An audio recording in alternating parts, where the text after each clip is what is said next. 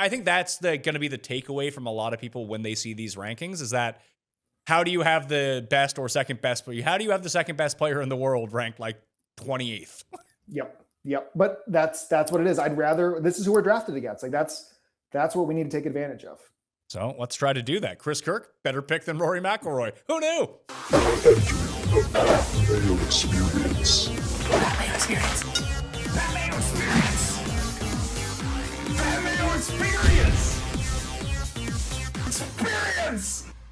Welcome to the Pat Mayo Experience. I'm releasing my Underdog Best Ball PGA rankings for the season-long contest. There's even a Pat Mayo Open rake-free in the lobby right now, but these rankings are for the Scramble. You can just double them over to the Pat Mayo Experience one because it's the same format and the same contest. I've already done the strategy show with Byron. You can check out that video. You can check out that podcast. I've also linked the article where it summarizes all of those key points in the description of this video right now. If you just want to have a 5-minute read, get through, familiarize yourself. You don't want to go back and watch 40 minutes of me and Byron yelling at each other. I would recommend doing that, but here we are. I want you to smash a like. I want you to sub to Mayo Media Network. And in the comment section, please give me your single favorite pick in these best ball drafts. And the best ball drafts are great. They've expanded everything to 12 players this year, 6-person drafts. The drafts take about 8 to 10 minutes. It's awesome. Where the football ones take like 50 to an hour. No, we don't got time for that. 10 minutes in and out. You can draft up to 150 teams. If that is too much effort for you,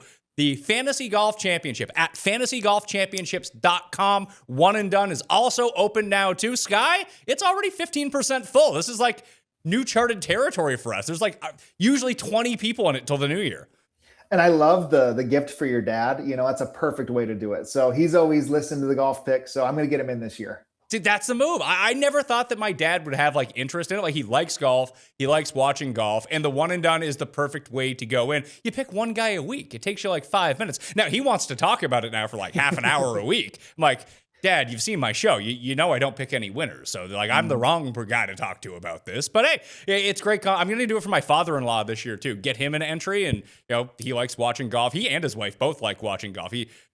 This might get him hooked on it. So I'm pretty pumped about that. So fantasygolfchampionships.com. You can hit it in the description right now. It's $110K to first. And I know that you, like me, enjoy the flat payouts for this kind of thing because there's nothing worse than coming fourth and being like, oh, I didn't win any money. Yeah. Oh, absolutely. It's something too that's taken the end of our shows every week at ETR. We do a joint team. I'm always arguing with Levitan on the selections he wants to make. So it's always fun to go roundtable on these things. So I'll have a one and done strategy show coming up, but today we're focusing on the Scramble contest on Underdog. Was it 50K to first? Not bad. Yep. And then he just launched, to your point, your contest, Pat Mayo Open is now up there. Plus, I think they have the $50 and the $3 up as well. So it's great drafting because now basically we have no golf for a month.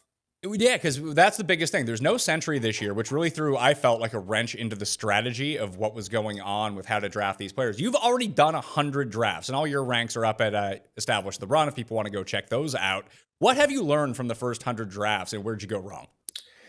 I think I went wrong on a lot of things. I think early what I tried to do was there was some ADP, I think, issues that people didn't carry over the format from 10 to 12 golfers. There's also, you and Byron talked about the differences in finishing points now paying out.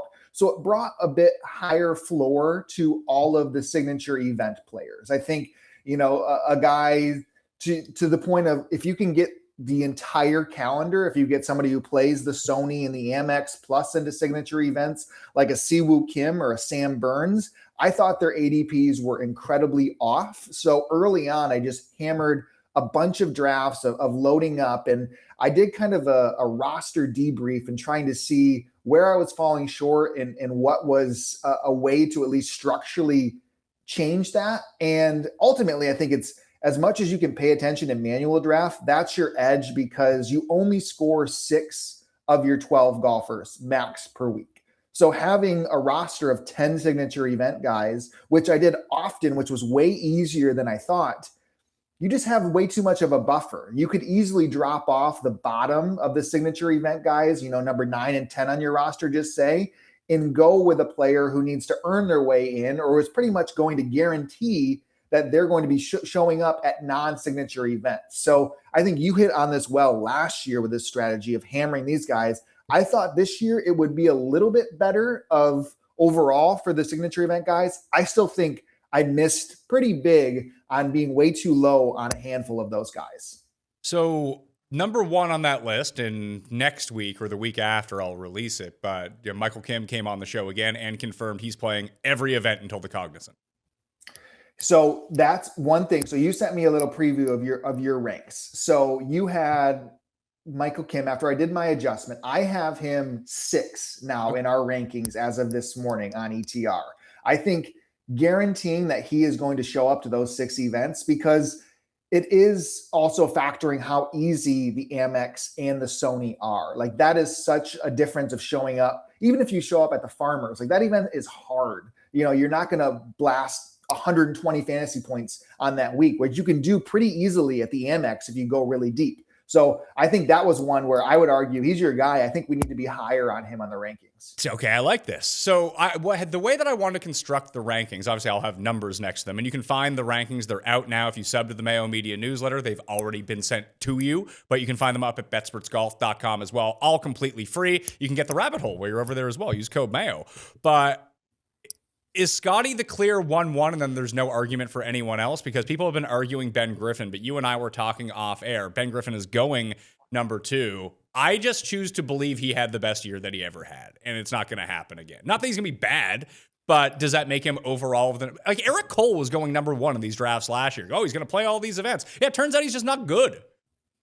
It's a bummer. I mean, he did win last week on the minor league golf tour, so still respect on Eric Cole's name, but I think Scottie is the clear 1-1. I think because of the wiggle room where you can still roster, is there that much of a difference of guy 80 on the FedEx Cup and guy 98? I don't think there is, where you're going to be able to get one of those two no matter what. Just having the edge of Scheffler's upside, I think, yes, he's a clear 1-1.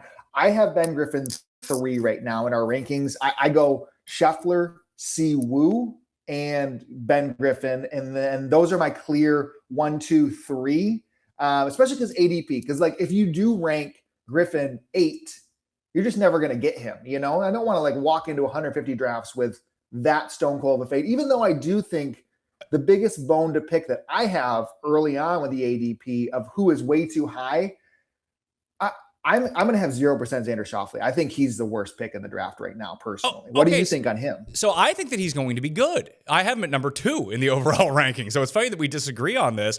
I think, like Scottie, I think you're going to see Scottie at Amex and Phoenix, would be my guess.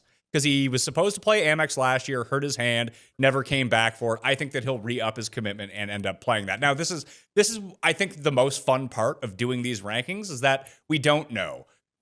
And Jack Humphrey does if you follow Jack's Twitter account, he does a lot of these updates. We used to have it at Fantasy National. When we did the parse over, we're not going to have that tool as of right now. So go follow Jack, because he's going to have this up on, like, Patreon, where he's scrolling people's Instagrams and whatever it might be to see who's playing in these tournaments. I think you'll see Scottie twice before the signature events. And I think you'll see Xander there as well. I think you'll see Xander probably at Amex, and you'll probably see him at Torrey Pines, if I had to guess. If he plays those 2 events, it's sort of, I mean, I don't need to have him at number 2, but I think that he'll start enough in some of these tournaments and then have the rebound year that we kind of expect. Yeah, I have him right now starting his season. And I don't think Farmers is that big of a deal. That's one of the lowest scoring fantasy events. If he played the Amex, I think that's the huge boost to him. I still have him starting that signature event at Pebble, and then going, Genesis, playing. Last year he played that Valspar. That was coming off of the injury where he looked really good and almost won. So I put him into that. I think the hard part, or at least the part that I'm working through too, is adding or confirming some events for guys doesn't necessarily mean that they're going to not level it out somewhere else. Like, I think we can talk in the next tier about, like, Taylor Pendrith. I think he's a good example versus what happened with Ryan Gerard over the weekend. Both of them had relevant changes to their schedule based off major qualifications. So yes, Xander, I just still don't know if I'm getting there at 3. I think he's like a team selection if I would have to get there. So I have a big fade on Xander. Victor, Colin Morikawa are probably the ones that I think I'm just scrolling by ADP. I've struggled to get Sungjae. What kind of year do you think Sungjae is going to have? I don't know, man. I didn't feel like he was very good last year. Then you look at his results, and like, he played a ton of times. Like, he probably ended up being one of the better fantasy players just because he ended up getting there through volume. And if people forget, the number one fantasy player in this contest last year was Sam Stevens. Yeah. So like it is like a true, you don't need to worry about name bet. I like Spaun, Cam Young, and Siwoo all over Sungjae. I have a huge like anti-Sungjae position, but our rankings after those top 5 that we talked through, our top 3, Griffin, I like Sam Burns a lot. You kind of brought up on a point with the show with Byron. I loved you guys' arguing back and forth. Byron's like, I'm just going to play it the way that I think it's going. And I think Sam Burns is the smash. Like you talked about him versus Cantlay. I think Burns is going to show up a lot early. I have him, let's see here. I think Burns, you'll see Amex, Torrey, probably Phoenix. You'll probably get him at Valspar because he always plays that. So there are 4 events that he will play in, non-signature events in the first 2 sections. And there's always an outside chance he shows back up at Cognizant too, because that's a course where I doubt he plays it just with the way that the schedule falls. I don't think you're going to see a lot of people play the Cognizant unless it's, I mean, it used to be that you would have Lowry might still end up playing, but you get these Euros that would come over and play a PGA National because that was the first time that you really needed to see them all year. But because the signature events happened before that they're all going to be over here now anyway.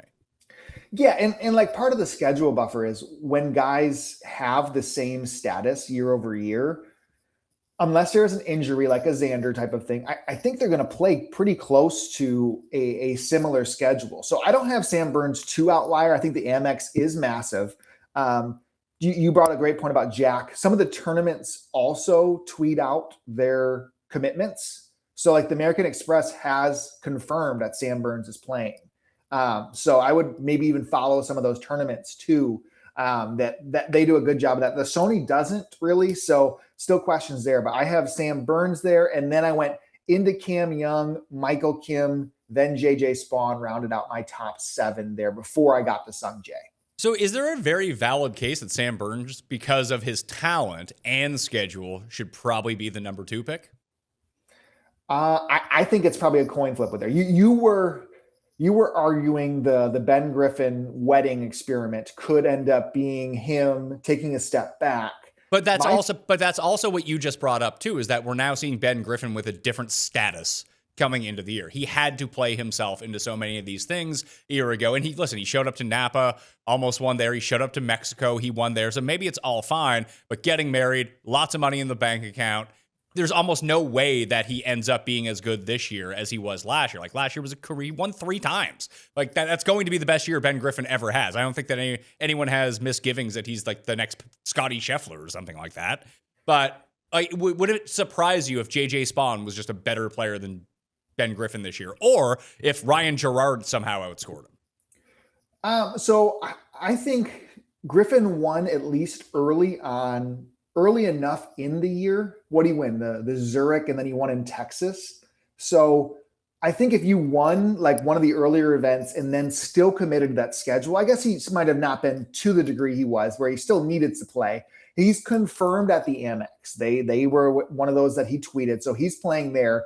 I don't have him. Last year, he went Sony, Amex, Pebble. He played pretty much every event to get in the Masters. Right now, I only have him Amex only, and then into Pebble, playing that Phoenix in between, and then going to Genesis, skipping the cog. So I think as a baseline, sure, I don't disagree that JJ Spaun could have a better year than him. I still think we're getting a lot of raw volume out of him. They both showed up at Mayakoba when they didn't need to after the Ryder Cup. Like, I think Spaun likes to, he shows up in the Hawaiian shirts Byron was talking about. He asked, where are the beers when he got to Mayakoba? Like, he just likes to play and maybe bring his family to some of these events. I don't know. Like, I think Spaun could even show up at the Sony and I wouldn't be surprised. I would agree with you. And Spaun, I think that there's a part of locational value to this as well. Like, Spawn's a West Coast guy. He's going to play a lot of these West Coast events. That's like, I would have Spaun over Griffin. That's where I was at. I don't mind that. I think I'm trying to, if I go back to ADP in the top 10, who else?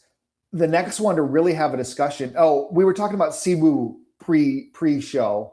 Both of us feel pretty confident PGA Tour, right? He put another post out yesterday that he is playing on the PGA Tour despite deleting his Sony Open event. Losing the Sony for him, I don't know if that means he's backing out of it or why he deleted that, but losing the Sony would hurt, but he's still like a raw, probably maybe 20 events this year out of him. And you'll get one of the things, this is what I wrote about, I think it was last year, that all of the Korean players will always play the CJ Cup because they're all sponsored by the CJ Cup, which is one of the highest scoring events of the year. Yep.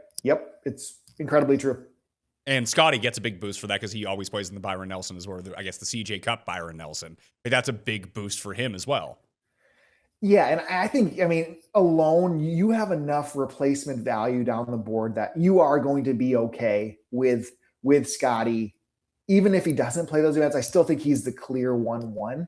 Now, your format here. So isn't the Pat Mayo Open 2 out of 6 advance instead of 1 out of 6? How Correct. Is that set up on the PME? Yeah, it is. It's 2 out of 6 out of the first group. Now, my entire strategy for both these tournaments, now that one can get amended a little bit because you don't need as high of upside. I would still like to try to win my group just to have my own, build up good roster momentum going through. It's like in fantasy football when you bench your guys when you have the first round bye. Just let them know they did good work this year to really inspire them to come out with that extra rest when they're not in your RB spot during an off week. You put them on the bench. You let them get that rest. But I just work under I don't know what's going to happen 3 weeks from now, let alone into segment 2 when we're into March. Like my entire goal with this competition, maybe this is a big fault that I have, is that I'm only looking to get out of round 1 and then let the golfers play golf after that. Yeah, that's where I think the question to me and where my focus is like, I guess if you compared it to NFL, right? Everybody is drafting to win week 17, right? Like, and that's probably due to the variance that happens more in football on a whole season versus golf. Like we can be pretty confident in what those first 6 events look like. My struggle was round 3 when 4 out of those 6 events are going to be signature or a major. Miami, Truist, PGA Championship, closing with Memorial, the 2 Texas events in between. So do you need your guys, if you're going lower tier heavy, you need to have those lower tier players get, or you could be showing up at a signature event with not 6 rosters, or you just have to have a hard cap. Like you get to 6 SIG guys and then you're good going off there because you're going to be okay in round 3. I think there still needs to be a buffer, if that makes sense. I agree with you, but that's why I put an emphasis on these hybrid players like a Michael Kim, who and Siwoo would be another one, just guys that I know that are playing those events. And then I think that there are some outliers as well, because part of this is going to be having to get lucky on some of the players that just have you need to allocate, I think, at least 2 spots on your team to try to find the breakout players of the year that play themselves into these events, because inherently they will end up being the ones that win you these leagues. Yeah. And was 2025 like a year to write home about for Sam Stevens? It really wasn't, in theory, never won. Like, yes, you might want the Ben Griffins, but like the Sam Stevens, like I don't even, if you draft structurally like that, you don't even need your guys to get into the Aon swing 5 or whatever. Like you could just be fine, honestly, if you have the buffer. Like I think the more that I've thought through and evaluated some of these, like I have some clear gaps in trying to get a guy like you mentioned Rico Hoey. Like Rico Hoey is probably the perfect example of somebody that you need to be pretty heavy on, and his ADP is 25, or 22. So like there is people drafting him, but he's got that hybrid potential to be one of the top 20 players on tour this year. Agreed. I don't know what to make of Michael Brennan. He was probably the biggest outlier, I'm guessing, from when you looked at my rankings and where I had him ranked. I think he just fits the bill perfectly of he has status because he won. He's going to be in the Heritage because he won, because all the guys that were going to play in the Century who qualified now get to play in the Heritage. He's in the Masters, I believe. He ended up inside the top 50, right? Yep, he's in the Masters. I have him, you have him 30 right now. Were you higher on him than I was? I'm 21 as of this morning. Okay. So I went in, but this was just like a update from this morning. He's on the list of guys that I thought benefited when I tried to like give a boost to players playing the early events, he's an example of one of those. Now he does get that heritage, which gives him a little bit more of a baseline jump as well. But yeah, I think he is somebody that I'm going to actively be drafting more. Trying to look at other guys that kind of fit that bill. Thorbjornsen would be one for me. Yes, he was number one that got the biggest boost for me. Yeah, Gerard, although he's in a lot of these things, I just think he's going to play a ton. He just seems like the type. The other one who is not in the signature events, but I believe he's in all the majors. Maybe he's not. But he's going to play those Texas events, and I can see him piling up. I don't know if he was confirmed for the Amex or not. Maybe you can tell me. But he might even show up at Sony. Who knows? I think Spieth's going to play a ton. He was in that big boost. I don't have enough Spieth right now. He's somebody that I was thinking through today, need more of him. So my numbers were, when I did my auto drafts here, I ended up with roughly about 10 to 11 guys that are in Pebble and the Genesis. And again, that's out of 12 guys. That wasn't a problem covering Phoenix in Cognizant. Like I had about average 8.5 or a little bit over 9 for Phoenix, but big time guys show up at Phoenix, and some people like to play the Florida swing. It was a struggle to get 6 by my just pure auto drafts in the Sony, in the Amex, in the Farmers. And the Amex is probably the second highest floor of the year when it comes to scoring points. So to get Spieth, who has said, I am playing the West Coast swing heavy, I think he's somebody that I need to draft more. If you're going to punt any of these events all season, I think you got to punt Cognizant. I would argue, though, like the Farmers is just so hard scoring. I would put the Farmers in the same bucket, personally. I agree, but I think that you can find enough guys that are just playing their schedule through the West Coast swing that will just inherently play Torrey Pines. And as you pointed out to me, I was wrong. I was looking at last year's DP World Tour schedule, that the second Dubai event is not going head-to-head with Torrey. So we might see the Wrightons, the Penges, all those guys come over and play Torrey Pines before playing in the signature event. That wouldn't surprise me. The only thing that I had a struggle with for like Penge specifically was if you go Dubai, right into Farmers, he's in the first 2 signature events. So is he going to play like 7 straight to kick off the year? He played a lot on the DP World Tour, but I think you're going to get, Wrighton to show up at the Farmers. I think he'll be really good there too. I drafted a decent amount. I think I'm going to end up with more Wrighton than Penge, even though I'm higher, like personally on Penge. But yes, I think we're going to get DP World Tour guys there because you get an off week at the Pebble too. So they could go Dubai, Farmers. And then play pretty normal there. Like the Højgaards didn't show up early, and I think Penge and probably Wrighton potentially would follow their schedule. I would tend to agree. I think they would just want, especially with those signature events being so valuable in terms of FedEx Cup points, World Rankings points, and just overall money, that they would probably want to get acclimatized to playing on the West Coast, especially if they've never done it before. Yeah. Now, the one that I think was biggest mispriced, and ADP is starting to catch up a little bit. I don't think people give the respect on Robert McIntyre's schedule of what he has played. So if you look at Bob, after winning last year 2 events, right? Or I guess won 2 of them in 24, he still showed up at the Sony last year. He went Sentry, Sony, over to Dubai, back to Pebble, Waste Management, Genesis, API, Players, like he was playing everywhere all the time. So I think Bob right now, I have 48% of him. He's my highest owned golfer right now. He's good and he's going to play a lot. And I don't think he just has that type of respect being World Tour events. I kind of pivoted the other way on that. I think that the only reason he played Sony last year is because he was already in Hawaii for the Century. And I think we're going to see a lot of guys that normally, or just guys that you might get lucky, end up playing the Sony. Just we don't see them, and we probably don't see them on the West Coast either, because for Amex and for for Sony and Amex, he's going to be in the Middle East. He's got to be, right? So was Aaron Rai. So was Alex Noren. Some of these lower end guys that would be great picks. It's just I don't think that we're going to see them until Farmers at best. And so Bob could go Sony.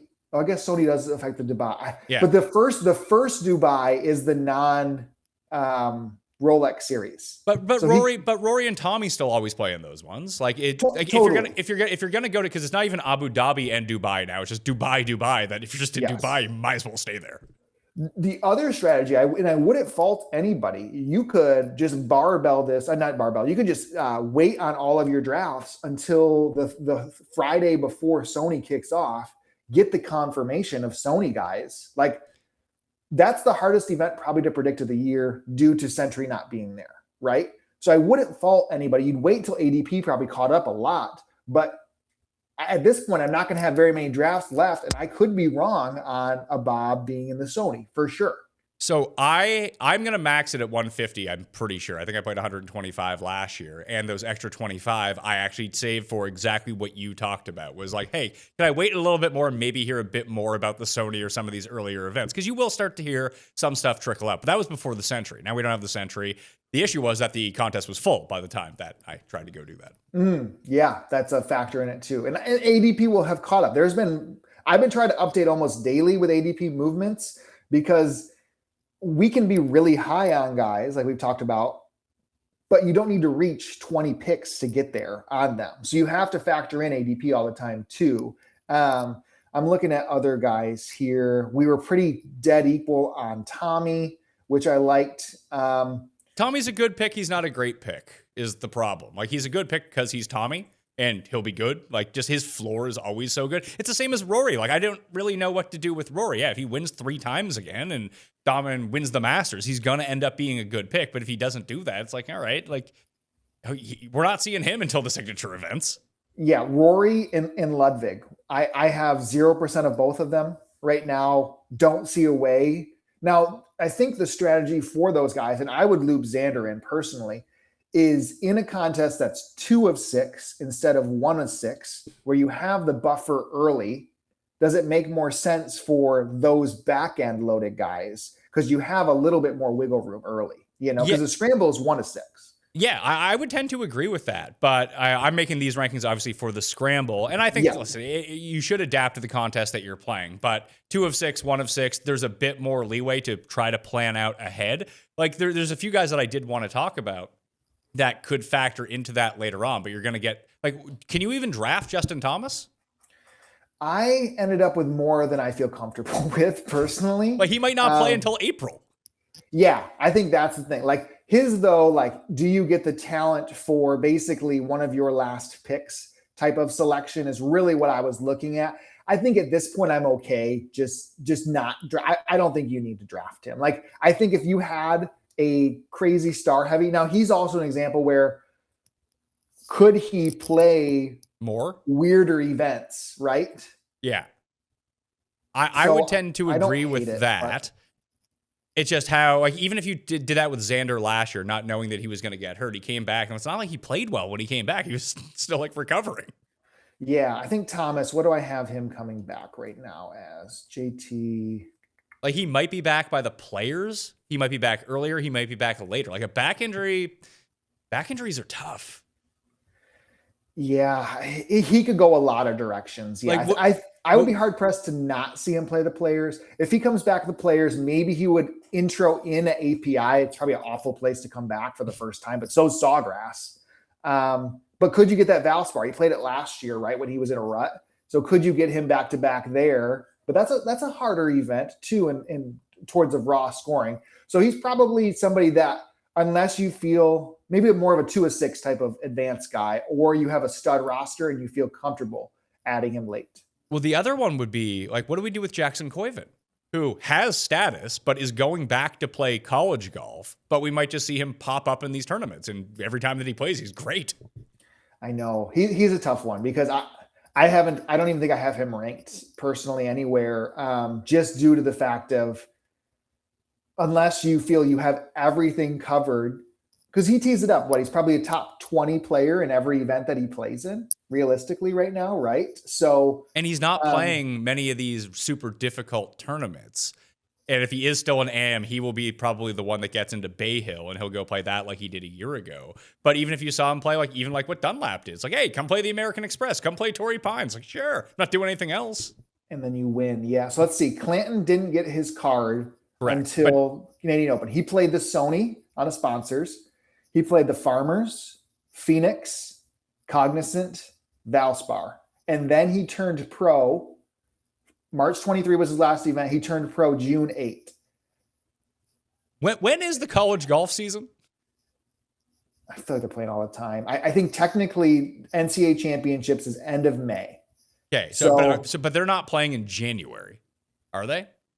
But these guys skip their events too. You know, like they're not forced to play them in these situations when they get sponsors exemptions. So and Auburn's good enough that they can probably get there without Koiven too. So I think realistically, I mean, it's not hard pressed to think he could get maybe four events in Group 1.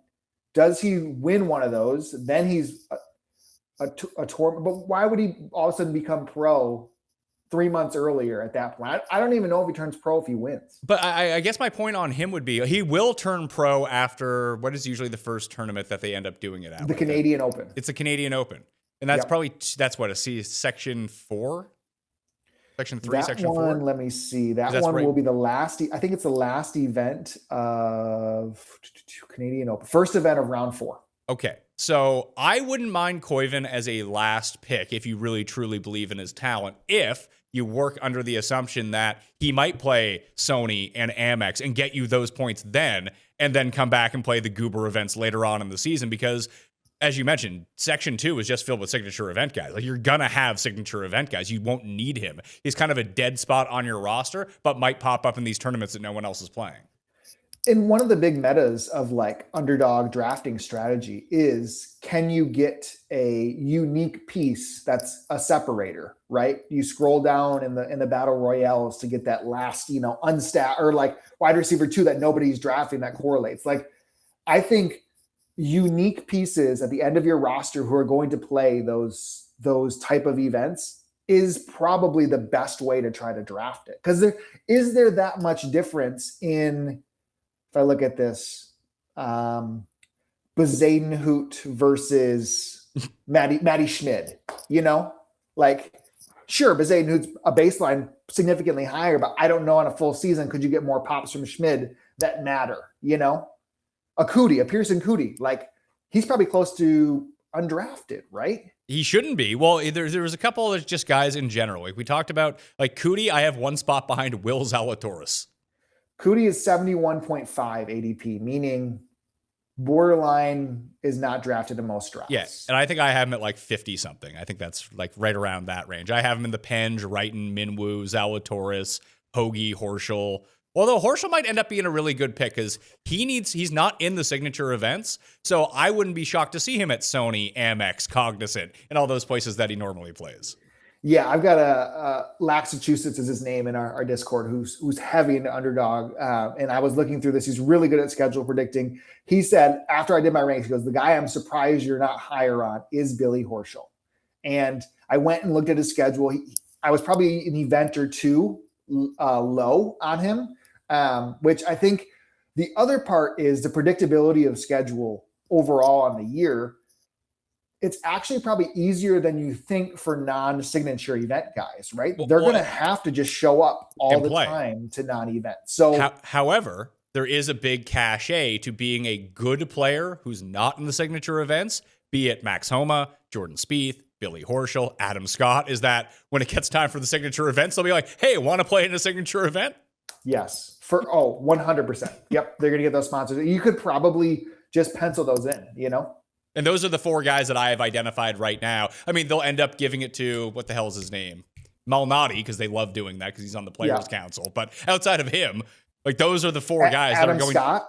Yeah, and Adam. So Adam Scott's committed to Amex as well. He's not going over to the Middle East in playing, and he generally does play Sony as well. Like, Adam Scott might be an awesome pick if he has.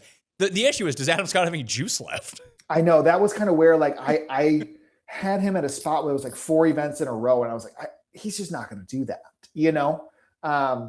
but I think he does fit that bill of he could be somebody who's talented enough. Like, you basically want the short odds guys in those events, and Adam Scott shows up at the Sony, he's 33-1, right? Realistically, probably somewhere in that range. So that's the best way to probably get and think through those type of events, is who are going to be the shortest odd guys. All right, people, it's that time of year again. The Mayo Cup is officially open. That's right, your yearly reminder that you could win life-changing money if you stop making coward picks and actually commit to greatness. Let's talk stakes, because the Mayo Cup, not messing around. $110,000 to first place. 110,000 actual real dollars. And with your $250 entry, you're playing for a prize pool of $1.2 million. That's 7 figures of pure, delicious fantasy golf sweat. And this season, the Mayo Cup is fully available in the Fanball app. Week-to-week picks, leaderboard sweats, berating yourself for fading the guy who wins by 6. You can do it all right from your phone.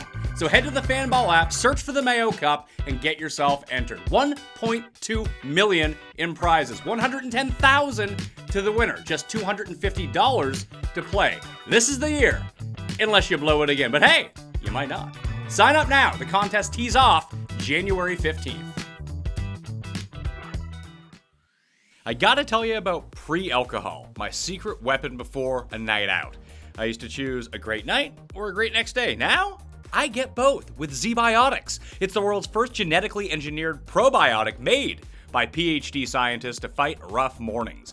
Alcohol creates a toxic byproduct in your gut, not dehydration, that ruins the next day. Pre-alcohol makes an enzyme to break it down. Drink it first, drink it responsibly, and wake up still feeling fresh. I was skeptical, but the first time that I tried it, rooftop, with my pals, drank it before my first cocktail, next morning, felt amazing, ready to crush the day.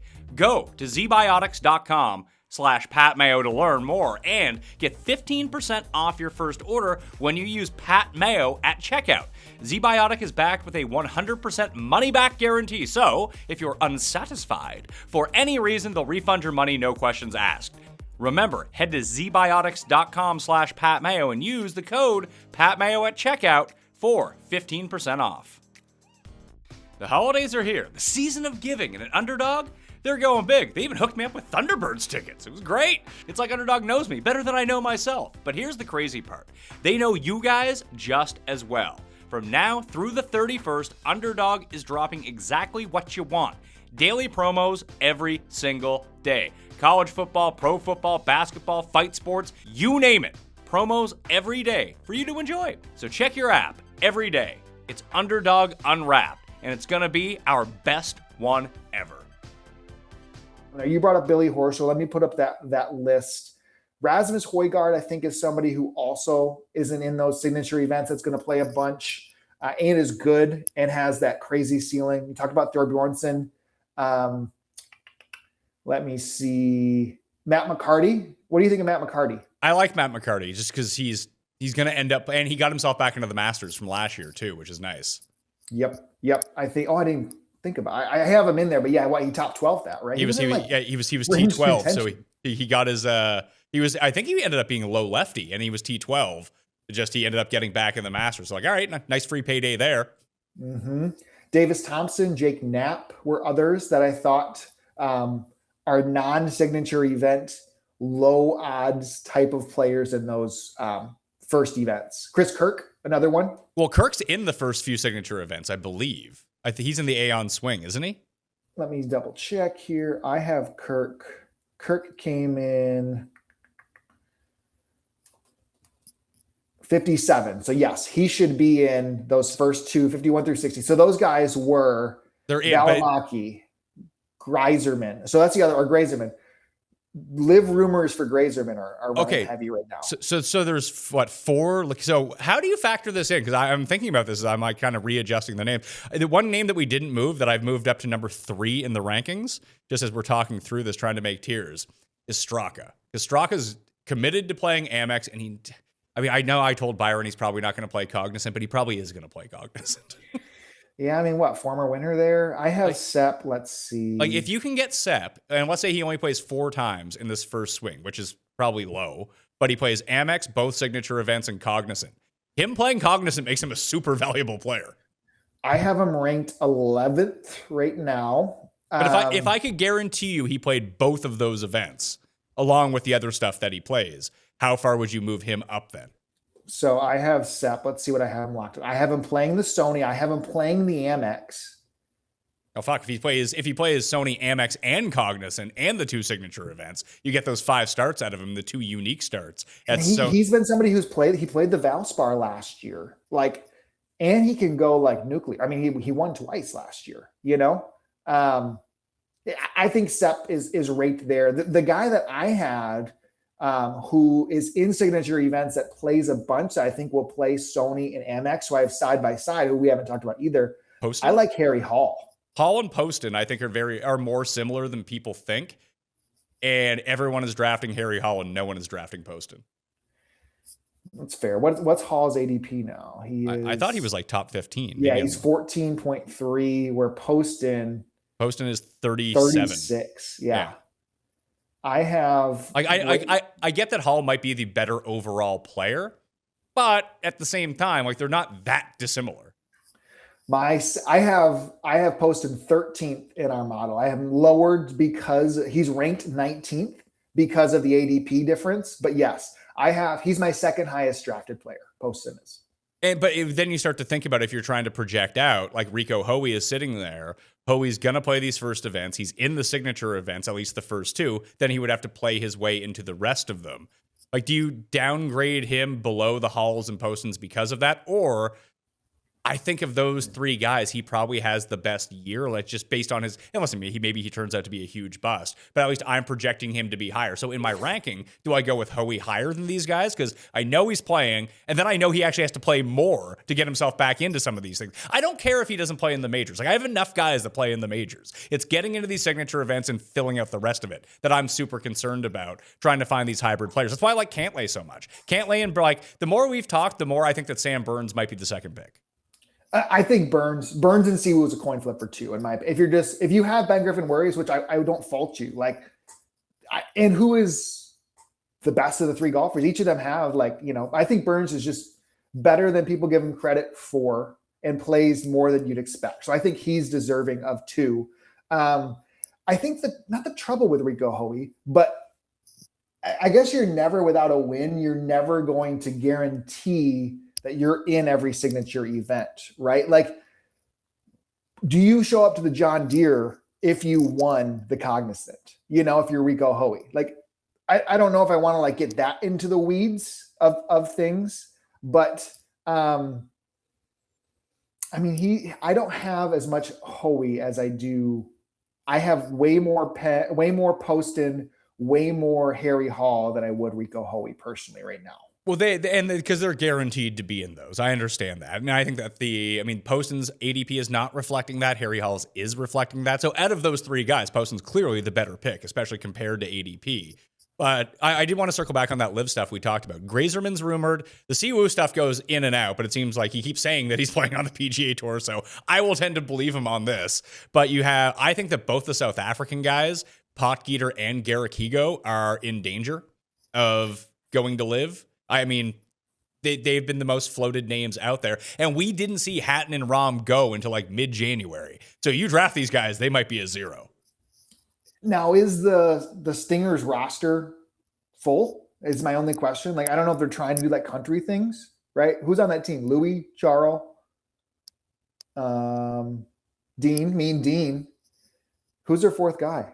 It was Grace, but he's not there anymore. Live trivia is not my specialty, but there could be, I don't know. That was the Korean rumor, was they were going to build out more of a South Korean team. Well, and Ben And was connected to that too. I have my sources telling me that Siwoo might just be playing live for more money here.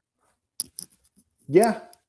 I think that's enough for me to be scared off of Siwoo just a little bit. That he keeps saying this, and they're like, oh, everyone will be like, oh, Siwoo, what a jerk. He said he was saying. It's like, oh, Siwoo got an extra $15 million. I'm like, yeah, it's great. Yeah. Now I can smoke heaters on the course. Half of my drafts are down the drain, if that's the case. But I think that's fair to build in. Do you risk that? Sungjae seemed to be no, but if it's Ben An versus Siwoo, I'd be good with not drafting Ben An. If that's the case, if Ben Ann's I'm good not drafting Potgieter. I like Potgieter a lot, but I think Higo is much more draftable than Potgieter. Yes, I would tend to agree. Even though isn't the Open at St. Andrews this year? It is. So, is it? No. Actually, no, yeah, because they had to push it to 2021 last time, didn't they? Yeah. So Because of the COVID Pocket year. at St. Andrews seems like he could. No, it's at Royal Birkdale. Oh, okay. So what year is okay? Whenever the Vince Eric's guys I listen to, they're already betting on Pocket to win at St. Andrews. So that's the one where. So if it's not this year, then I'm not worried about Pocket. Higo though, Higo to me, I still believe in Higo's talent in the sense that I think he can be at his best at Eastlake on a given year. Right? He was borderline unstoppable to close the year. He was. I just feel like he's a resort course merchant. It's fair. I mean, when you put Higo on my radar and we hit those back-to-back winners in the Canary Islands, like Team Higo, let's go. And then he comes over and wins immediately on tour. But we've seen him like beat up the swing season, like 3M, Puerto Rico. Like these are the places where he excels. Yes, for sure. I think like this mid-tier of golfers, like I think there's a lot of conversation we can have where like if I'm looking at my top ownerships, 2 guys, I guess even like 4 guys we haven't talked all that much about. Jacob Bridgman, I think, hits that quintessential. He's going to play it all. Yeah, he's got it. Pressed to think he's not going to play it all. Well, he's in the signature events, but also is going to play normal events. Gerard getting into the I don't think enough credit is given for what Ryan Gerard just did. He went all the way to Mauritius with 1 goal to get in the Masters and loses in the playoff, gets it. He also went to play a DP World Tour playoff event a month ago to do the same thing.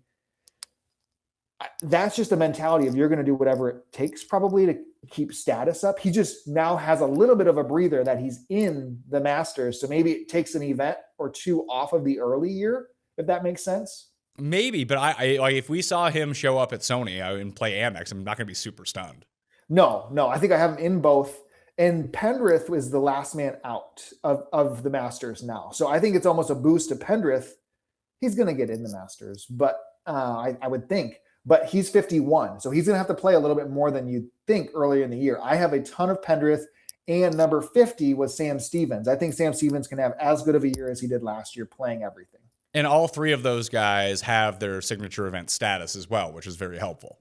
Does Pendrith confirmed, right? He does, yes. Yeah, he finished inside the top 50 of FedEx Cup. Yes. So both of those have, they have that buffer where I think those are the hybrid guys. I still think Bob is going to be hybrid. And then Poston, Bridgman, Gerard, Siwoo, Stevens, Pendrith, Harry Hall, like those are my top drafted guys. Yeah, well, there's one that you didn't mention that I can just because Poston's going to be another one of those guys that plays Sony, and he might play Cognizant, even though he's in all these events because he's always kind of done that despite having status. The other one would be Lucas Glover. Like Lucas Glover's in all the signature events, and he just loves playing.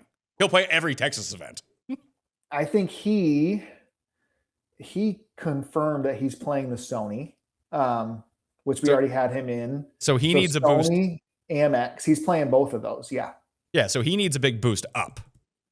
I have him. The problem is he's going to suck in the signature events. Yeah. But like you don't need him to score there. It's not that hard. Like I wouldn't count him as your SIG guy. All right. You can get 6 non-signature guys for sure. There's a few other ones too. Like what did Finau end up finishing? He's not in the signature events. So he's another one who might get those sponsors exemptions. Classic sponsor exemption. When it comes into it. But he usually plays Amex. He usually plays Torrey Pines. And then if he starts getting into the signature events, but actually has to make up some of these ones along the way, then that's a different story now too. Yeah, I have Finau playing a lot early in the year. So that's like the same as like the Billy Horschel. Like, do you think 2024 or 25 was what Finau and Horschel will be? If you think they're going to revert back to themselves, then they're probably smash picks because they got to get into everything. There's that, but you also have like Thigala I would put on that same timeline. Homa is another one I would put on that same timeline. And all these guys still have enough status and they have enough name cachet that they can bully their way into some of these tournaments they shouldn't be in while having to play the other schedule. Like 2 of those guys, like that's why I'm talking about like trying to build out the rankings as I want to get like obviously the hybrid signature regular go players, like that's awesome. You want to have as many of those guys as possible, but then breaking it into the buckets of this type of guy where you just might both get a rebound talent year from where they played way below their baseline from a year ago and try to get like 2 of those guys on every team. Like all of a sudden I have these 2 guys who played everywhere early and then just had a great year. Yep. Yep. You're making me realize I don't even have like Sahith ranked because he was 146 in FedEx last year. Like, but he has his wins. has So he the has his win, card. has the win. So he's going to get into everything still, or I guess he's going to play everything non-signature events if he picks up the others. Yeah. Yeah, like we talked about Koivu, we talked about Thomas. David Ford would be the other one because I believe he has full status for winning PGA U, and he's not going back to college. He's just playing. Yeah, he's picked it up, and he played well in the fall. I think David Ford's a sneaky, really good player that didn't get any of that same like hype of which Clanton or Koivu. Yes, exactly. Mm-hmm. Bud Cauley is another one who's being wildly underdrafted, I think, because he's again in all this stuff. Bud, let me see if I have any. He's basically Bud. being undrafted. He's in every signature event. I don't have any Bud. Yeah, that could be a pretty decent miss. Yeah, he was 47th there. I mean, Vegas is probably the same, right? Vegas is in every single signature event. I kind of forgot Vegas was in every single. It's because there's so many. Yeah, he was number 50 on the dot. Vegas is weird. And one thing Vegas loves to do is to play the 3M. 3M. Oh yeah. Yep. He's for sure top 10. And you know he's playing Torrey Pines because that's a tournament he plays awesome in every year. And he loves playing Cognizant as well. Yeah. So I mean, he could be somebody. Yeah. And those are guys like you could stretch early and choose to stretch. To your point, could you stretch on the non-signature event guys early and then even backfill on some of those almost not drafted guys that are going to give you a floor, in signature events? It's probably a unique way to draft it. So I'm going to bump down Siwoo because now I'm like rattled by this live stuff. Yeah. I mean, I don't even want to like really think about that because like I already have so much of him, but yes, it was always a risk. Like, and there's no way to like middle it. You can't just say you're either going to take a stand against him because you're not going to get him at pick 20 anymore. No, like I think that he's a top 10 pick because of the potential schedule he may play. But I think that I do need to like, I'll take Ben Griffin over him at this point. Like it's not that I hate Ben Griffin. I have him at number 5. Like I've just readjusted. So I go Scheffler, Burns, Straka, Cam Young, Ben Griffin. Is that too high for Cam Young? Or are we just assuming Cam Young's going to continue to play a reasonable schedule? Yeah. I mean, I think he's borderline a top 5 player in the world right now, right? Like he's as good as he's been. I mean, I have him showing up. Let's see. I have him playing. He played the Amex last year. So I do have him playing that again. And then he played Phoenix last year. I have him playing that again. It's, I guess, like, could he take off the Cognizant, Yeah, probably. Or else he goes, because he normally plays Valspar. He would go he would go like 5 in a row, and he probably can afford to drop one off of those. So again, you pointed this out to me that I had the schedule wrong for the DP World Tour. So Sony and Amex are covered on the DP World Tour by a Rolex Series event and another one in Dubai. What do you make of like Valimaki, Minwoo, Rai, who have played themselves into these signature events, who would be kind of great guys to load up on because they don't have full status all year, but they're in those first 2. So you would expect them to grind some of these tournaments. I don't know if we see those guys. I do not have Rai showing up until he played Farmers last year. So I think he went Dubai into Farmers. Rai is going to, I have him, so he fits that Alex Noren bucket where you can qualify for signature events via OWGR inside top 30. Rai is 23 right now. He's probably going to play well in Dubai. I think it's pretty safe to say that he's going to be in the field for Pebble. So he is in the field. He is in the field for Pebble. All those Aon guys are. He did. He was 58th, right? Yeah, he came 8th in the projected like Aon next 10. So he's automatically in. So, but Noren did not. But Noren's going to get into the other events. Correct. Because he is 12th in the world. And he'll probably play Torrey because he loves playing Torrey. Yes. And he loves playing Cognizant. I don't know if we'll see him there, though. And Noren played the Sony and Amex last year versus playing the European Tour. Yeah, but he wasn't any good last year. Like he needed those PGA starts to like try to get his card back. Which turned out to be hilarious because he got his card back by essentially winning on the European Tour. Exactly. Yes. So he was like a tough hybrid. What's his ADP? I don't even know. Let me see here. And I don't want to get off the Minwoo there. ADP, I have a lot of Noren. Noren's 43 ADP. Yeah, I have a lot of Noren right now. I have him with, like, in the rankings, I have him with Mitchell, Stevens, Homa, Wyndham Clark, Ryan Fox, Lucas Glover, John Kiefer, Lowry, like that tier of player. Yeah.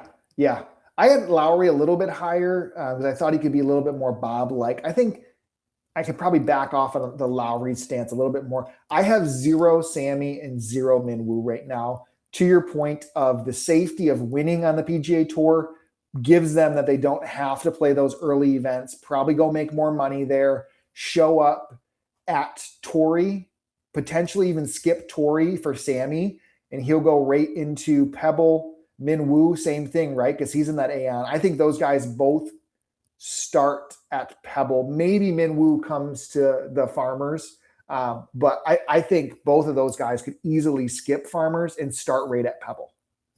So that would bump those guys down. So we've talked about a lot of the elite players. Like, you and I are both on the same page that, like, Ludwig probably going to go to Dubai, Rory Dubai, and just we're not. And yeah, who was the other one that we had up there? I mean, Hideki's an interesting one because Hideki might play Sony.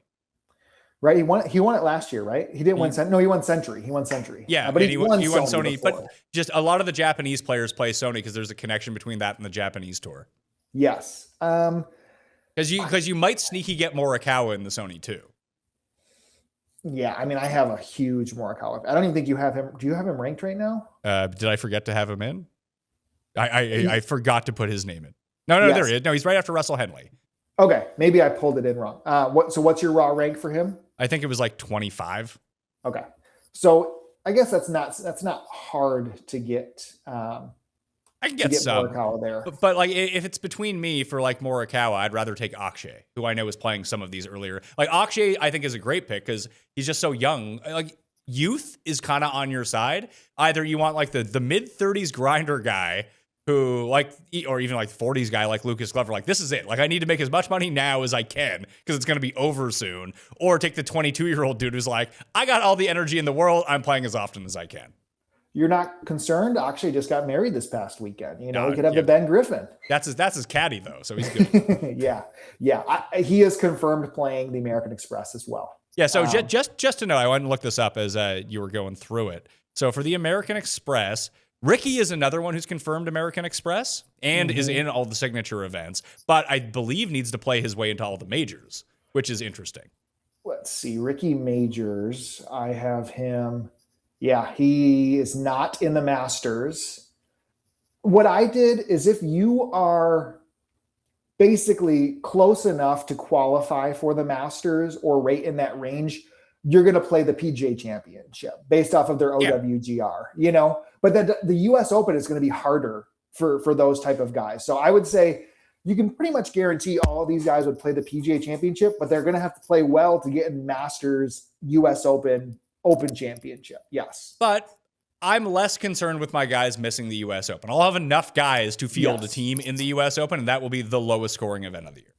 Even with the placement finishing points do help on that buffer, right? Like, but it's not that much. 6. Like, yeah, you want to have your 6 to get those finishing points. But even if my guy wins the US Open, that's 20 points. That's the equivalent of 6 birdies at the Amex. For sure. I would totally agree on that. Yes. So Adam Scott in the Amex, Wyndham Clark in the Amex, Straka in the Amex, Akshay, Ricky, Ben Griffin, Brian Harmon, who's another one who's in everything, and he still has all of his major exemptions too from winning the Open Championship, is there. So those are the guaranteed, confirmed, and we'll get more as it comes down. I would expect to see Cantlay, Xander, Finau, and Scottie all in this tournament as well. Yeah. I wouldn't be surprised. Xander that'd be a big boost for him, in my opinion. If you talk about guys Brian Harmon, ADP versus my ranking is one of the biggest gaps anywhere. I have 35% Harmon right now. I think he's in that Poston type of category too. Others that we talked about, I think Keegan can play a lot from his end too, and is getting drafted near the end rounds. And even if he doesn't play a whole lot, he's still like one of the better players ish that show up at signature events to have an ADP of 61.5. So I'm looking it up right now. So Xander has played the American Express in 2023 and 2024. It was the tournament he was getting ready to play last year when he hurt his rib. Like, he was committed to play and then didn't end up playing it. So it'd be 3 years in a row for him playing it. And you said Scottie was the same thing, right? Scottie Yeah. withdrew because of it. And he's played well at the Amex, right? The year that Dunlap won, was it Xander like in that final group with him? It was Or, like- it was Xander. No, because I bet on Burns, and Burns was in the Thomas, Burns and JT. Yeah, Burns, that's who it was. JT, and Dunlap. I'm like, oh my, here's my Sam Burns money. Oh no, he stepped up to the tee on 17. Oh no, he hit into the rocks. Yeah. But Xander has played well at the Amex. Yeah, so I'll probably, to your point, that'll be a change of mine. I'll project him in. I don't know still though if I can get him near his ADP, but I think that clearly puts him above Rory, Fleetwood, Ludwig, that tier of guy. without a doubt. And the hardest thing, I mean, we take this project quite seriously, you know, on our end in regards to like projecting the players. Like, I make the schedule. Our data team is then simulating the events with the fantasy points and finishing position. And then we're kind of accumulating that to rank our guys. What I'm trying to do now is put the premium on those high scoring non-signature events and almost like boost your fantasy point projection to get you into the rankings. Because I've auto drafted my 100 so far. And what I'm trying to think through is, if you're like me more and want to get in a bunch of drafts, and they are quick to your point, but it is nice to set ranks and kind of forget and be able to draft. How can I still rank some of these guys high enough to get them there is what I'm trying to do when you are hand building some rankings and getting them situated there too. So the one name that we didn't boost that I'm probably going to have inside my top 15, like the more we talk, this is what I really wanted to do. Cause like I just gave you I talked it through, I made some ranks and kind of threw them out to you, and I wanted to really adjust them. So Scottie, Burns, Straka, Cam Young, Ben Griffin, Michael Kim, top 6. Spaun, Hall, Sungjae, Siwoo, Xander, Cantlay, Nick Taylor, Pendrith, and Poston. Nick Taylor's playing Sony. He's playing Amex. He's playing everything. I've got a bunch of Nick Taylor, 38% so far. Yeah. I like him a lot. The guys that I would challenge for you to look into those rankings up there, Taylor Pendrith. I think Pendrith is worthy of that. Well, I have him right after Nick Taylor. No. Okay. You do. Yep. And then Poston. Yep. Harmon kind of fit that bill as well. And Harmon will play like the Valero. He was the defending champion in one of the Texas events, right? Was it the Valero? Yeah. Yeah, it was the Valero. So Masters, he's right? going back there. You might get him. Like the Cognizant is going to be like the Cognizant is the most difficult one to project out. And the more we've talked through this, I think that Hideki might, if he plays Sony, he'll play Farmers as well. So he should be up there too. Like you want, I love like some of the NFL best ball talk when you want like the worst possible team to advance, you know, so you have unique players in there, like to be able to get a Xander through to the next round when he's not around one heavy guy, or like if you can get a Rory team later into the year, you're going to be able to separate, you know, because of what he's playing in group 3 and then the Open Championship. So the Hideki's probably fall in that bucket as well. Yeah, and Hideki, although Japanese, I believe that he generally plays the CJ Cup too. That's in a big Pendrith one as well. Pendrith always plays it because he's a former winner. He won it before, right? Yeah. Hideki last year, let's see. Did he play CJ Cup? He did not play the CJ Cup. He played the Charles Schwab though. Okay. Interesting. I know he used to play because he usually plays the week before a major, although he skips the Canadian Open. Also, an extra event for Pendrith and Nick Taylor, the Canadian Open. Yes. That other guys just don't play. I have a decent amount of Connors. Like I have Connors ranked.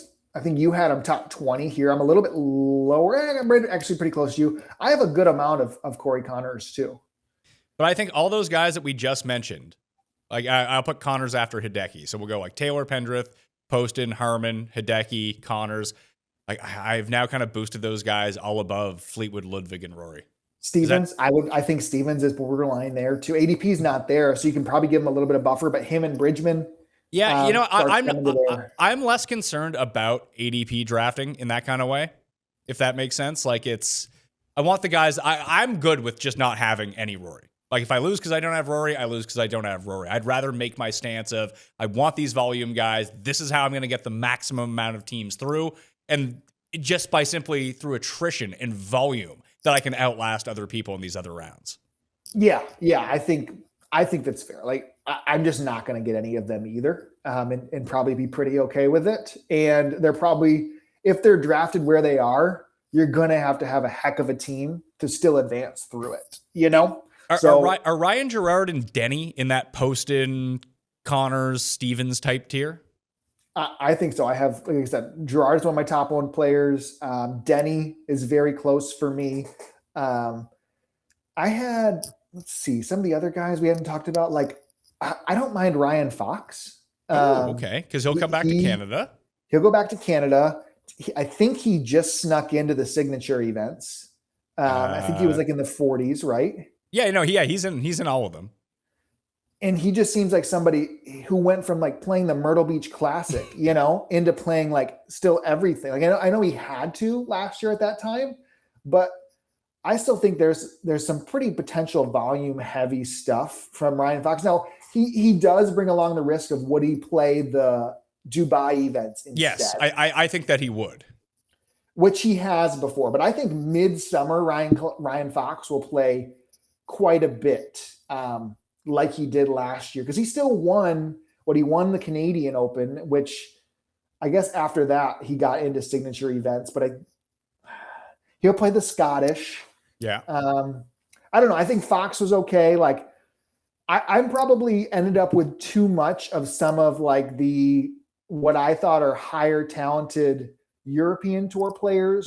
Shocker, the host of the DP World Tour Picks and Bet Show on Mayo Media Network loves the DP World Tour players. I know. Like, I think Fitz still at his ADP of 53.6, like, or 49.5. Like, I think he's just more talented than that. You're hitting a good point here, and what I'm trying to get my rankings to reflect and how my draft strategy has been working so far is because you have your Foxes, your Fitz, all signature event guys, all major guys, I don't need to sell out early. Like I can pick up the Sonys and that shit early and then still get Fitz in round 6.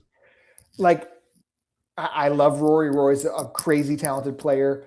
At the end of the European Tour season, Rory was the clear favorite to win those events, but Fitzpatrick was a 14 to 16 to 1 type of player. You know, signature events, he's probably going to still be, if he plays as well as he has, 33s, 40s, you know, like maybe a little bit higher than that, but that's still a high quality player to get borderline in the 10th round, you know, 8th round maybe. So think about it this way. Here's sort of the trade-off of what you could have on your rosters this year. You could have Rory and Homa or Michael Kim and Fitz. I'd be more comfortable with Michael Kim and Fitz. I feel like it's a better team. Without a doubt. Like those are your round 1, round 5, 6 equivalents right there, or round 7 equivalents. Yeah, Shane Lowry is another one that's there. He's probably not as good as Fitz in that manner, but Lowry can still play very well and be drafted incredibly late and be in signature events too. But it's funny because Harman's going after these guys, and I would say that objectively, Harman's a better pick than both of them. Yeah. I mean, I have Harman, like if I'm just looking at raw numbers, I have Harman like 17th in our rankings, and he is 53 drafted ADP, you know? Although I will say Wyndham Clark, pretty good pick. And he's going to play early, right? He's going to get in there. He's also, I believe, let's see here, signature events. Yeah, he's not in the signature events, which is hilarious. Like he's not in. But his world ranking is still in the his world ranking is 42, and he's already committed to Amex, which means he'll probably end up playing Phoenix. He'll end up playing Torrey Pines to try to play his way in. And he won Pebble 2 years ago, so he's getting one of those signature event exemptions. Yeah, that's a good point there. And even if he's suspended from the U.S. Open, you know, he doesn't need a score in that event because of how bad it is. But he's a high upside gamble guy because you know he's going to play early, and historically always played the Cognizant too. For sure. If I'm looking at some of the higher upside guys that I've like now done this kind of reset with, I think Rasmus Højgaard still fits that bill. I think he's somebody who I haven't gotten enough of that I'm going to try to get with the Spieth. He kind of fits that too. I'm kind of sneaky high on Kurt Kitayama. We haven't talked about him this year. Any thoughts on Kitayama at all? I don't know how much he's going to play versus where you want him to play. I think he's just going to, the issue with Kitayama is going to end up being, unless he goes back and plays the 3M, that'll be helpful because he won that. That's the one he won last year, right? Yes. Yeah. Yep. But he's just going to he's going to end up playing in most of the events with all of the players who are better than him. He's not going to play in a lot of the events where he's the best guy anymore, like he used to. Yeah, because he went Century, Sony, but how did he get in the Century? Oh, he had won the API the year before. Yeah, signature event winner. But I would rather take rather than take Kitayama, I'd rather gamble on John Kiefer or Lucas Glover. Okay, yes, guys that I know that are going to play Goober you Yeah, I mean, you brought up Kiefer. I think he's the perfect type of gamble guy. Who can borderline get into everything with his talent. Is already in the Players Championship because of being first on the Corn Ferry in the Masters. In the Masters, he's pretty safe there. The Wrighton type, the Brennan type, on all those guys. I mean, Wrighton's not getting drafted in every draft too. I think he's there, but I like these. I think I'm going to end up more with the Højgaard twins as I look through this. It's funny. The more we've talked, Fowler, Bud Colley, and Adam Scott have really risen up for me, and Billy Horschel. Just thinking through their paths make a lot more sense to me. Another name that kind of fits that super talented, getting into the non-events, you're going to have to run the risk of Dubai, but Rasmus Nergaard Peterson, I think, is going to get into. He's 51 in the world right now. So he's got a shot at the Masters, a pretty good chance to get into the Players. I actually moved him into the Players this morning just because of the OWGR stuff. I think he's going to get there. And he's as good as RNP or as good as Penge and Wrighton, right in that kind of borderline category too. I completely agree. But how do you rank those guys versus, let's say, Keith Mitchell, Max McGreevy, guys that are just going to be out there playing? And McGreevy's in both signature events to kick off the year too, which is very helpful. But he's going to be playing every event. I've got McGreevy 25. Okay, I think that's too high because he's not good. I mean, that's very fair. And I look at how high can I get Penge, who I think is very good. I have a good amount of him because I think he is potentially the best European Tour player we've seen in a bit, the last few years, just from the skill set standpoint. But yeah, losing the early events is going to be tough for him. I don't know. I think to your point, I probably trust the others' schedules more than the talent. So I think that's the question you got to have on some of those back end stuff. So this is going to be the hardest part, I think, for me, is where to rank. Where's the cutoff between players you would take over Rory, Fleetwood, Ludwig, Fitz, Victor, that type of guy? Do you take, if I had to ask you right now, you're on the clock, who are you going to take? Rico Hoey or Rory McIlroy? Which is really sad to think about. Yeah, I mean, I think I still, that's virtually a coin flip from what I have. I have Rory 36, Hoey 41. So I need to move Hoey up higher. Let me give you another hypothetical then. How about Jacob Bridgman or Rory?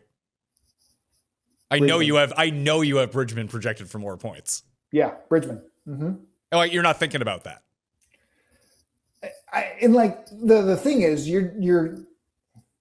they're neck and neck in the side by side in theory of that. I don't think you're going to get to a spot ever on the board that you would get that unless Rory just tumbles.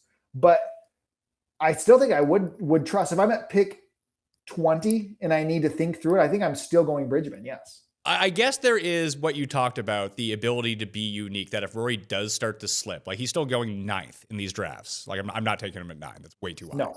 Yep. Based on his schedule. But if you can get your teams through and you have Rory, all of a sudden it's oh, now my team is way different. And now I got a guy who plays the Canadian Open, the Scottish Open. He's going to play all this crap. Yeah, and I think that would be that, along with borderline undrafted type of players who are going to tee it up. Because then the other thing would be if, I don't know, Patrick Rogers is always a discussion at ETR. He's been the bug in our model for years. He's probably drafted half the time is there that much of a difference from Patrick Rogers to Neil Shipley?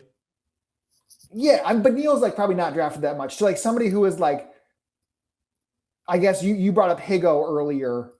He's in the early 2 signature events. But is there like that much of a difference between him and Homa? Homa's 48.5 ADP, so drafted almost every time. Him versus Ben Ann, him versus Tom Hoagie. You know, like I don't know. Like I'm thinking you can get like unique in this back end of the range. Horschel and Bud, I think, are great unique type of selections too. Glover as well. Glover is really the one that stuck out to me when you see where he's not being drafted. Vegas is not being drafted. And then I never really got your take on what to do with Zalatoris. I mean, he did play the Ned Bank and like actually played pretty good on a Sunday. Said he felt pretty solid, but are we going to get him playing much? I guess like, yeah, do you get he's not in the signature events, right? No, but he could be one of those sponsor exemption guys. That's good. Like his irons were back to like himself in South Africa in his first event back. So, but I guess does he even have an ADP? What's his ADP? He's an undrafted guy. He's like 71 or 72 or whatever they're calling the undrafteds. He's going theoretically. He, Adam Scott, Mac Meisner, and Hao Tong Lee are all going at the same spot. Yeah, like I don't. That's where like you can't manually you can't auto set ranks to like probably get much Zalatoris. Like that's going to be hard to do unless you wanted to like get him every time or like step into the end of your drafts to try to scroll down and do it, which I'd probably recommend. Yeah. There is a way to do this. It's a bit time consuming, but I had a lot of success with it last year and I'll be doing it again. Is I'm building ranks in sets of 25s. So I'm building a CV or CSV for 25 lineups with a certain set of rankings that overemphasize someone like Zalatoris to get my Zalatoris teams and then redo it, but just take Zalatoris out, then draft teams again. That I have similar teams, but there's probably like 4 or 5 kind of breaking point hinge type players that I want to have exposure to. But again, I don't want to have them on all 150 teams. Yep. That's a great way to do it. What I've done is every 15, so 10% of my drafts, I'll go and see if I have like 80% of a guy or something, and then I'll just drop them down. Right. So my top 5 owned guys, I'll drop them down 5 spots. See if I keep getting them. So like right now, my highest owned guy isn't over 50%, which I feel pretty comfortable on, but I'm also not getting that many unique pieces at the end of my drafts. Few more guys just to wrap through here. Nico at pick number 33. Is that too high or too low? Gut would say probably just too low. I think I like him more than that. I like him more than that too, but he is not dissimilar from some of the other guys that we talked about earlier. Like, should he be going 60 spots above Lucas Glover? No, probably not. I think I have him ranked when I just ADP 21. So I think he's still probably too, but I'm not getting any of him either because I like other guys more. So Nico is ADP 33. Ricky Fowler is ADP 70. I like Ricky a lot more. Yeah, because Ricky's going to have to play to get in. And so is Nico. Nico's 54 in the world. Like, he's close to getting in. And he is in the first 2 signature events, which is very helpful. He'll play Sony. He'll play Amex. I think he is one of, like, I don't want to say that 33 is too high. It's just funny juxtaposing him with some of the guys that are a little bit lower that you're like, oh, okay. That's kind of interesting. And this is why I think that the guys like Nico and Ricky, again, allow you to really hammer that mid-range of guys who are not going to be playing in like the loser events that we do need to pile up. That's why I like the strategy of trying to find guys playing in those first 4 events. And if you can find the hybrids, that's even better. That will pick up these loser tournaments throughout the year because there's just so many guys who are available for you for majors and signature events from rounds 5 to 10. Yeah. The thing about Nico, when I look through it, like I do think Nico has the rare like potential to play the literal first like 7 events of the year. He played Sony last year. He played Amex last year. He did not play Farmers, so I could probably see him skipping Farmers because he's in the signature events. But he did play Pebble last year. He had got into that same type of exemption. So he could play 6 or 7 early, I think. So that's where, like, if you wanted to do a round 1 premium, that's why I've moved him up a bit, is because I'm just trying to put that premium more on the round 1 guys. The other guy we haven't talked, friend of the show, Andrew Novak. Yeah, no, 2 guys I really struggled. 3 guys really I had trouble figuring out what to do with: Novak, Gotterup, and Henley. Gotterup's in that tough bucket of in a new category versus the year before, right? Those are the hardest guys to predict for sure. Gotterup right now, I mean, he played Sony, he played Amex last year. He had to. I have him showing up at the Farmers because I think it would be a really good fit for him. I just don't know if he's thinking through it that way, you know? I agree. And he's been a player who plays well at the courses he should play at. So, like, when he shows up to Farmers, he should be good. Like, how did he do at the Sony last year? I assume terrible. I don't think he was having a good year until he just got hot and took advantage of it, right? Yeah, but he was supposed to be a good player. Like, Gotterup had historically shown up on harder courses, which, that's great and everything for you in real life. Not great for fantasy scoring. His first top, he was 25th at the Farmers last year. Yeah, that makes sense. Guys who bomb it play well at the front. Did he do well in Houston too? Because that's another one. Although I forget if it was you and I who were, he didn't even play Houston. No, yeah, he did. He came 18th. That was another decent tournament for him. But if you just search by, I believe it was ball speed, that I think like the past 3 winners of Houston have been top 3 of top ball speed. Oh yeah, I believe that. I love just going because that's like the toasty event, you know? Yeah, it's a toasty event, which was on toasty. Minwoo was like number 1 in the field. Yep. And Gotterup's interesting because he was in the Century last year because he had won the Myrtle Beach Classic. So he went 5 straight to start the year. But again, he's in a different stratosphere of where he was a year ago. So I would assume guys like that just don't worry about the Sony and Amex. But he's a perfect example. You could save your last 25 drafts, have basically 0 Gotterup. He's in the Sony. Okay. He's probably going to play the Amex, and you just start loading up that. Wait, are we getting the typical Henley schedule here? Like, is he playing Sony? Is he playing Cognizant? Because if he is, he's a great pick. If he isn't, he's not a very good pick. I have him, let's see, in Sony. And yeah, I mean, I don't see a guy like him. I guess borderline Sony, sure. But he was 4th in FedEx Cup ranking going into last year. Like, he had a great 2024 too. Why would he change all that much outside of maybe not going to Hawaii when you're not playing the Century? Well, there's that part of it. I guess the other part is the new schedule. This is why I struggle with the Cognizant, because they had that buffer week of Mexico in between the signature events and the Florida swing. They don't. The buffer week is now the Cognizant. Yeah. Like, that's a very valuable point. Is he really going to play 7 weeks in a row? Probably not. Yeah, because if you go, Henley goes Genesis. So if he skipped Phoenix before last year. He didn't play Phoenix. So he might go 5. He might go Pebble, Genesis, Cognizant, API Players. That's only 5 weeks in a row. I mean, listen, it's more than doable. 4 because he's skipping Phoenix, which is in between Pebble. No, Phoenix is before Pebble this year, isn't it? No, it goes Pebble, then Phoenix. Oh, I keep getting that screwed up. Because it goes signature, Phoenix, signature. So you can go 4 straight if you play the cog and you're in the signatures. Okay, that actually makes sense. Not bad. And then you skip the Valspar, and then you choose to show up to Houston or not the week before or choose to play in Texas or not. So I think 4 for Henley in a row isn't. I think that's probably more likely than not. Let's see here. When's the Super Bowl this year? I think you're wrong on this.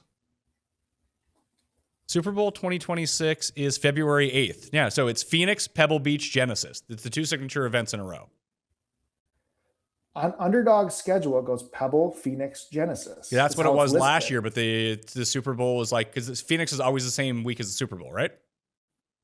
Well, I'm looking at the PGA schedule right now. It's Phoenix, February 5th to 8th, Pebble, 12th to 15th, Genesis, 19th to 22nd. Yeah, so we're going to tell Underdog to flip those. So I had just gone the Underdog in order. So, yes. So that would make it 5. And signature event, loser event, signature event, players championship. Like, maybe he doesn't need the rest. Maybe he wants to stay in form. It's obviously a tournament he's played well at over the years. He's won it before. It still seems like the most logical one for any of these guys to skip. Yeah. Oh, totally agree. Yeah, I would be. I will look to see if there's any other guys that kind of fit that bill. Straka was the other one who generally plays it. Lowry generally plays it. And these are all guys that aren't getting the rest week anymore. Yeah, and then Sepp hasn't been afraid to play the Valspar afterwards either. You know? He just likes playing. He's like Sungjae. Sepp could go like, get me out there.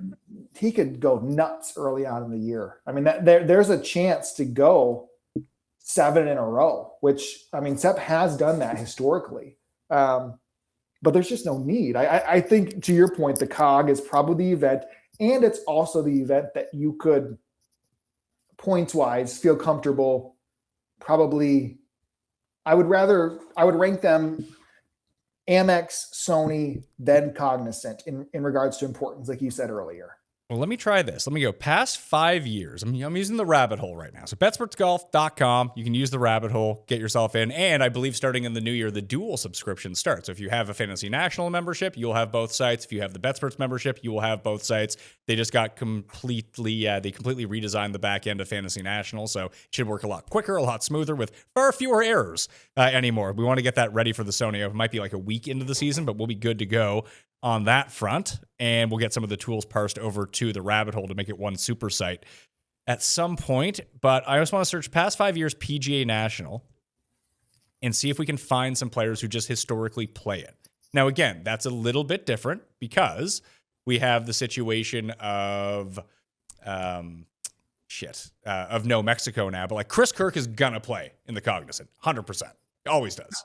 I mean, Kirk ripped our hearts out there with their Cole long shot car. But Kirk chose last year to skip like big time events to be able to play. I think he skipped the Travelers or something to play John Deere. I don't remember what it was, but he like played the John Deere instead of a bigger event because it was better for him. And he is in both of the signature events to start the year. And I don't think that he's going to have a problem. Like, he's not going to skip Pebble, or he's not going to play well. I mean, he might play well at Pebble. That's actually a pretty good course for him. He's not going to play well at Riviera, but then he will go play in Florida all the events because he seems pretty committed to keeping his points. And he might not get back into the signature events either. Like, he's only in on the Aon Next 10. Chris Kirk might be a great pick here. Yeah. Now that we've talked this through.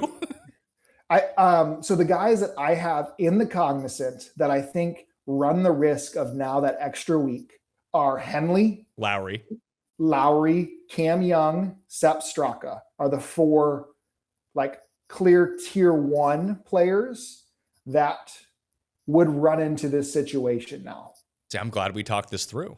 Mm-hmm. This is why we put. It's so weird to have. I guess this is what people for Best Ball and NFL were like 3 years ago when they were trying to like solve what's going on, that everyone's just coming at it like no one really knows how to do this. So we're trying to talk through like what might be the best possible one. I threw up the rabbit hole though. So the most rounds over the past 5 years at PGA National: Lowry, Kirk, Straka, Zach Johnson, Hubbard, Ryder, Horschel, Mitchell, Denny, Vegas, Ricky, and Hostler. So like Ricky, Vegas, Denny, and Straka and Kirk are probably your safest 5 for getting both the Cognizant and the signature events. Not guaranteeing that they're playing in this, but they probably will.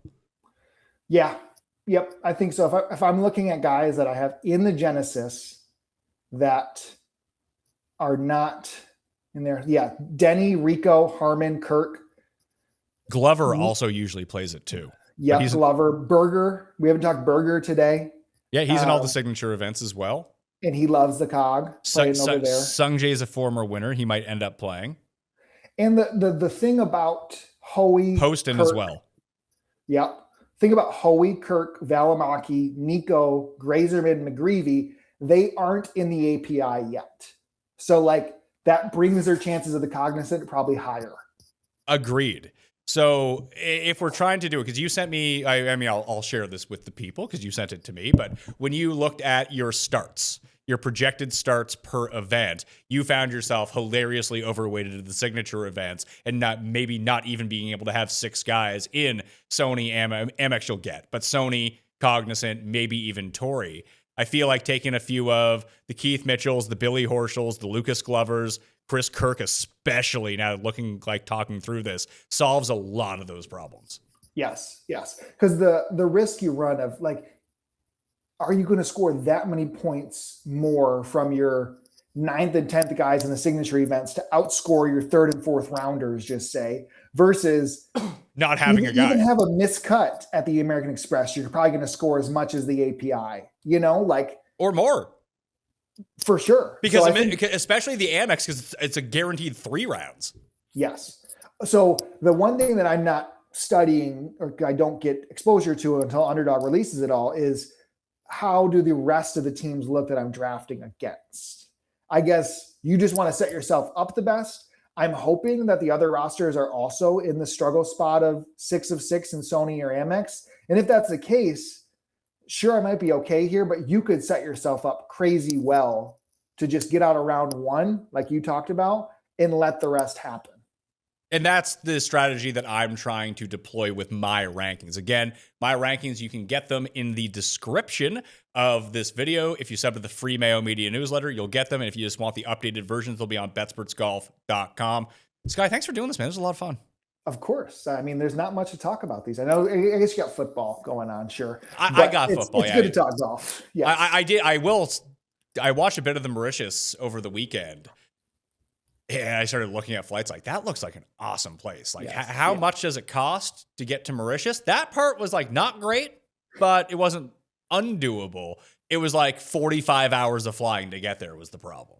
Maybe a nice little Mayo Media network, little me, you, and Tom. We get out there. We can maybe like expense that as media, right? I know you're the guy that signs the checks. That becomes everyone likes to talk about. So I was traveling somewhere else, like, I just expense it. It's like it's all my money.